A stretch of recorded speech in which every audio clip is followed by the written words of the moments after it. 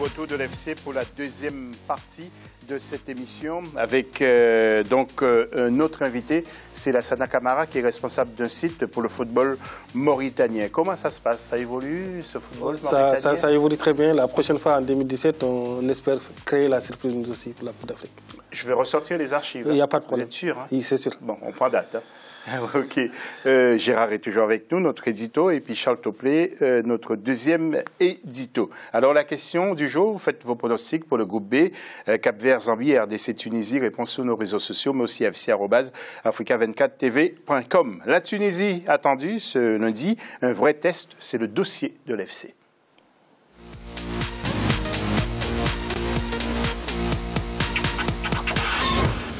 Alors, que savez-vous du football tunisien, messieurs? Tout d'abord, Lassana. Le football tunisien, la Tunisie, le championnat tunisien, c'est le seul pays qui est dans cette Coupe d'Afrique des Nations où tous les joueurs presque jouent en Tunisie.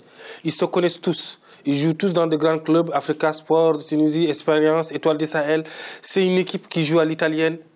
Il n'y a pas de stars dans cette équipe. Ils ont perdu 4 ou 5 attaquants avant le début de cette CAN. Ils ont perdu Ben Youssef, ils ont perdu Khalifa, ils ont beaucoup de joueurs. Mais c'est une équipe compacte qui joue pour le football, pas pour le football total comme les autres équipes, mais c'est une équipe efficace, qui marque toujours à la 94e minute, à la 91e minute, une équipe qui ne lâche pas. La Tunisie, c'est l'équipe qui peut aller au bout de cette CAN. Alors, quand Lassana dit qu'ils jouent à l'italienne, ça signifie que ce sont que des joueurs locaux. Mais ils n'ont pas la même vitesse non plus que les Italiens. Peut-être pas tout à fait, simplement, d'une manière générale, sur l'ensemble de l'effectif, ça se passe pas comme ça, parce que ce sont des joueurs quand même qui ont un encadrement virtuellement professionnel, on peut le dire, je crois, et les grands clubs dont parlait Lassana tout à l'heure, l'Espérance, l'Étoile du Sahel et ainsi de suite, sont les formations qui ont des structures d'encadrement, qui ont une formation physique, une préparation technique et tactique qui est de premier plan quand même. C'est peut-être le football africain qui a les meilleures structures d'ensemble. Ça peut se discuter peut-être, mais je suis de cet avis en tout cas. Oui. Et maintenant, cette équipe de Tunisie-là, elle a eu un peu de réussite jusqu'à présent. Est-ce que ça va durer? La Zambie a montré qu'elle était vulnérable, cette Tunisie-là. Donc c'est aux adversaires du jour de montrer que, après tout, cette vulnérabilité peut être exploitée. La RDC est au pied du mur quand même. Hein. Elle est dans une situation délicate, il va falloir cravacher, il va falloir se vider véritablement, mais ce n'est pas infaisable.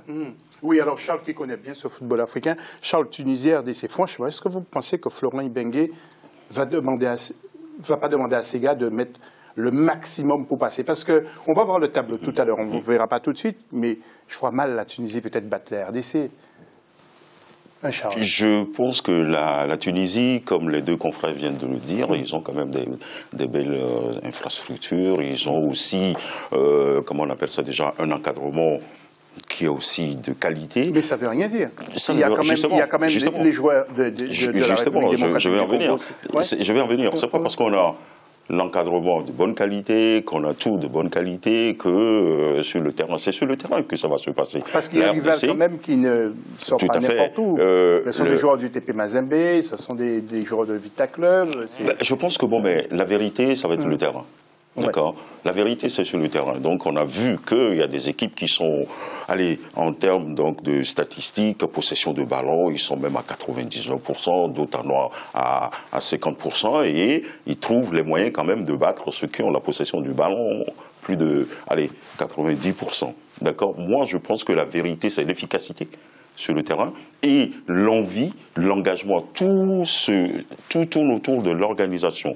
Vous avez un schéma tactique où on vous demandera donc de faire des animations et ces animations-là, donc je pense que ce sont les joueurs qui sont sur le terrain qui vont le faire. Par contre, si l'équipe de Tunisie veut gagner ce match-là, il faut que ça joue un peu plus vite, un peu plus, parce que j'ai trouvé qu'ils sont un peu suffisants, trop lents. Et les enchaînements ne viennent pas rapidement, ils prennent trop de temps pour amener le ballon. Okay, le TP, la sélection de RDC doit jouer sur leur vivacité et leur capacité à se projeter rapidement devant pour essayer de les contrer. Si vous voulez bien, nous allons retrouver la présentation de ces affiches avec Birama Saounera. Le Cap-Vert s'affronte ce lundi pour le compte de la 3e journée du groupe B. Un match décisif pour les deux équipes. La Zambie va tenter de décrocher son ticket de qualification pour les quarts de finale face au Cap-Vert. Une rencontre à laquelle l'attaquant de Chipolopolo, Emmanuel Mayuka, est forfait. De l'autre côté, sans victoire et sans défaite non plus depuis le début de la compétition, les requins bleus du Cap-Vert veulent également se qualifier au quart de finale. La Zambie nous avait beaucoup habitués à ce jeu châtillon anglo-saxon imprévisible qui perturbait régulièrement leur adversaire et souvent créait la surprise. Contrairement au Cap-Vert par exemple, qui depuis plusieurs années en constante progression, c'est une équipe qui joue avec de l'insouciance mais avec l'expérience d'avoir déjà participé à une grosse compétition qui est la CAN ensemble. Donc ça peut être leur atout lors de cette journée-là. Le second match de cette troisième journée du groupe B opposera la République démocratique du Congo à la Tunisie. Les Léopards essayeront d'engranger les 3 points pour se qualifier au quart de finale. En face, une équipe tunisienne sans défaite depuis le début de la compétition. Les Aigles de Carthage pourront voler plus loin en obtenant une victoire face à cette équipe de la République démocratique du Congo.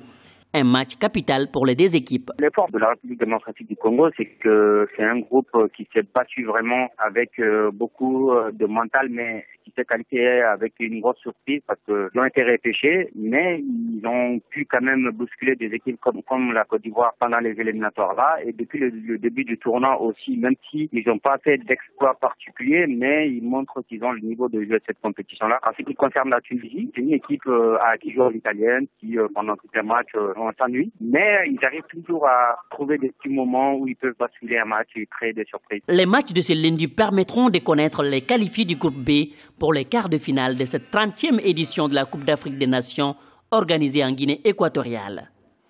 Oui, Cap-Vert, c'est un peu comme la Mauritanie, c'est le petit poucet toujours ou pas? C'est le petit poucet. Cap-Vert, c'est 500 000 habitants. Quand vous prenez 23 joueurs de ce pays-là, c'est la passion, la constance, l'organisation qui a fait que ce Cap-Vert-là, depuis 5 ou 6 années, ils sont au podium du football africain. Mais quand je dis au podium, ils ne gagnent pas de titres, mais ils participent à la fête. Pour eux, le fait même de participer, c'est déjà une victoire. Oui. Et la Sana et la Zambie qui a remporté cette CAN en 2012 avec un certain Hervé Renard, c'est plus la même équipe. Hein? C'est plus la même équipe, mais l'ossature de cette équipe, on a parlé du Congo tout à l'heure, c'est le TP Mazembe. Les joueurs se connaissent. Contre la Tunisie, ils ont eu beaucoup d'occasions. Ils devraient gagner ce match-là. Ils ont mangé la feuille. C'était plus la défaite de la Zambie qu'une victoire de la Tunisie ce jour-là. Donc ce soir, je pense que les Zambiens, ils vont mettre les points sur les i sur le terrain. Ils ont les armes pour se qualifier. Ils peuvent gagner ce match-là. Oui, alors Gérard et Charles, les Aigles de Carthage survolent encore, selon vous, le football africain ou bien ils sont en train de planer? Leur essor ne m'impressionne pas particulièrement et Lassana a tout à fait raison en disant que dans le match contre la Zambie en particulier, les Chipolopolo ont mené la vie dure aux Tunisiens. Il a fallu une certaine dose de réussite pour les Aigles de Carthage afin qu'ils arrachent une victoire qu'ils n'avaient pas vraiment méritée sur la pelouse. On a vu par la suite que le Cap-Vert avait su en tirer les enseignements et avait tenu la dragée haute à ces Tunisiens-là. Donc, c'est pour la RDC un exemple à suivre. On sait que la Tunisie est prenable. Il faut bien entendu se jeter à corps perdu dans la bataille, mais c'est un adversaire qui n'est pas invincible du tout. Oui, alors Charles, je lis la dernière déclaration de l'entraîneur belge Georges Likens qui dit, de la Tunisie, qui dit « Si on pense qu'on est dans une situation favorable, on fait une erreur. On a bien étudié la RDC, ils ont de bonnes individualités. J'ai connu certains joueurs en Belgique comme Bocani. Ils vont vite, ils sont athlétiques. Ce n'est pas nos forces, nous sommes plus techniques. » Et il dit encore « Je suis prêt à aller en Asie à pied si c'est nécessaire pour se qualifier. » Donc la RDC... il va falloir qu'il se méfie. Tout à fait. Parce que là, il a parlé réellement de tactique. Là. D'accord. Il a parlé de son organisation, de ce qu'il va mettre en place pour pouvoir contrer cette équipe. Voilà. Mais je voulais simplement vous dire une petite chose, Monsieur Lassana et Gérard. Vous oubliez que dans chaque match ou dans une compétition, il y a aussi le facteur chance qui compte. La chance, il faut aller la chercher, il faut aller la provoquer.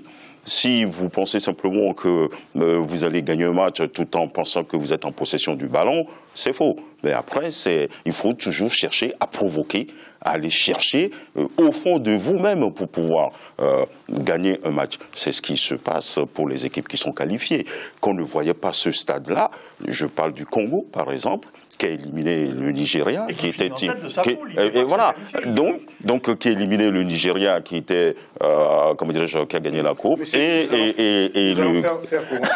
fais court, et même qui a battu le Burkina Faso.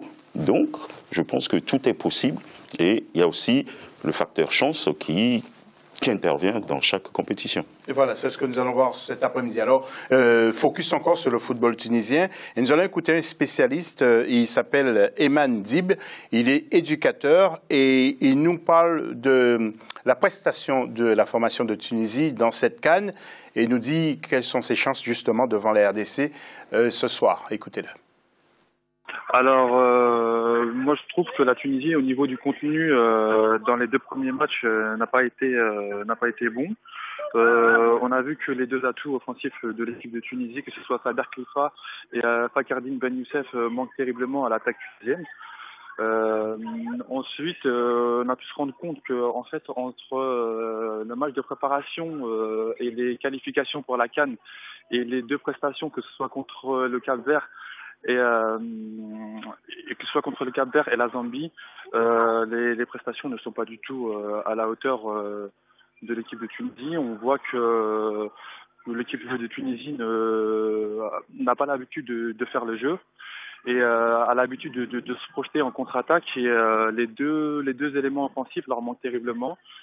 Il y a aussi des éléments qui sont extérieurs qui ont fait que l'équipe de Tunisie n'a pas pu exprimer de la façon dont elle s'est toujours exprimée, que ce soit les conditions à l'hôtel ou les conditions climatiques.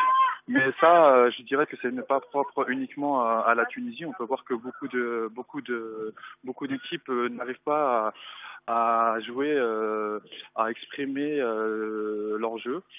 On voit que les prestations sont peu convaincantes. On n'a pas vu beaucoup d'équipes, beaucoup de beaux matchs.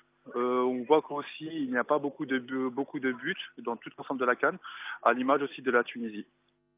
Voilà, donc juste un dernier coup d'œil sur le tableau pour vous présenter donc ce dernier tour pour le groupe B, Cap-Vert, Zambie et RDC Tunisie. Pour l'instant, la Tunisie, il suffit de match nul pour se qualifier. Cap-Vert donc suit avec 2 points ainsi que la RDC. Ça va être un vrai combat cet après-midi, ce soir, pardon.